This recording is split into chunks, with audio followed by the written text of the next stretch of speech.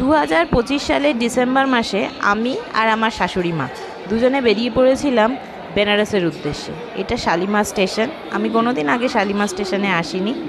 আমাদের রাত্রি 9টার সময় গোরখপুর এক্সপ্রেস ছিল শালিমার থেকে, সেই জন্য আমরা এখানে ওয়েট করছি। সকাল 10টার সময় পৌঁছে গেলাম আমরা বেনারস স্টেশনে। কত বছরের ওয়েট, অনেক বদলে গেছে বেনারস শহর। আমি অনেক ছোটোবেলায় এসেছিলাম। এখন এখান থেকে রোপওয়ে ছাড়ে স্টেশন থেকে গধুলিয়া চক অবধি। হোটেলে পৌঁছেই আমার শাশুড়ি মায়ের আর্জি উঠলো আমি গঙ্গা স্নান করব। যথারীতি মাকে নিয়ে চলে গেলাম গঙ্গার ঘাটে। আমাদের হোটেলটা একেবারেই দশাশ্বমেধ ঘাটের পাশে ছিল, তাই বেশি দেরি হয়নি। মাকে নিয়ে তাড়াতাড়ি গেলাম গঙ্গার ঘাট। গঙ্গার স্নান করে আমরা হোটেলে গিয়ে খাওয়া দাওয়া করে বেশিক্ষণ বসিনি, সাথে সাথেই বেরিয়ে এসেছি গঙ্গা আরতি দেখতে। কারণ 2টো থেকে এখানে সিট দেয় বসবার জন্যে, যদি আপনি আগে আসেন তত আগে বসতে পারবেন। সেই জন্যে আমরা বেশি দেরি করিনি, তাড়াতাড়ি এসে সিট নিয়ে বসে পড়েছি। একদম সামনে বসতে পেরেছিলাম। এখানে শীতকালে গঙ্গা আরতি শুরু হয় বিকেল 5টা থেকে, আর গরমকালে শুরু হয় 6টা থেকে। 1 ঘন্টা গঙ্গা আরতি হয়। যে যত তাড়াতাড়ি আসতে পারবে সে তত আগে সিট পাবে।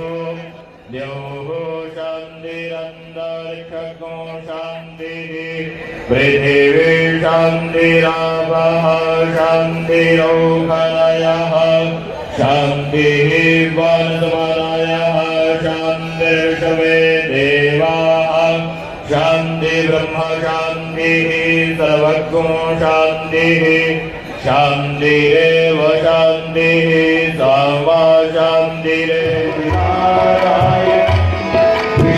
আমরা যেহেতু সবার আগে এসেছিলাম বলে সামনে সিট পেয়েছি, এরও আগে সিট আছে।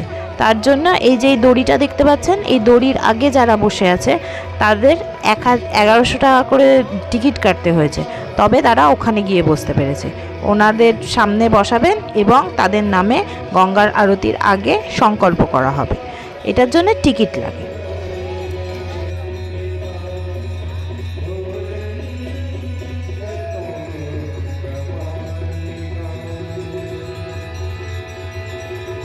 গঙ্গা আরতির সময় যে কি ভালো লাগে, এখানে না আসলে ক্যামেরায় এর বোঝানো যায় না, বলে বোঝানো যায় না। আমি যে ওখানে বসে কীরকম অনুভব করছিলাম, আমি ক্যামেরায় বা মোবাইলে দেখিয়ে বলে বোঝাতে পারবো না।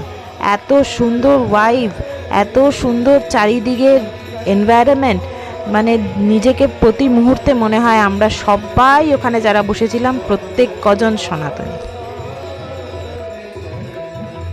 সবাইকে বলবো জীবনে একবার অন্তত বেনারসে আসবেন এই অনুভূতি অনুভব করবার জন্য। এখন আর বেশি কথা বলছি না, আপনারাও আমার সাথে দেখুন গঙ্গা আরতি। দেখা হবে আবার সামনের ভিডিওতে। দেখুন শাশুড়ি আর বউ মিলে কি করে দুজনে একসাথে।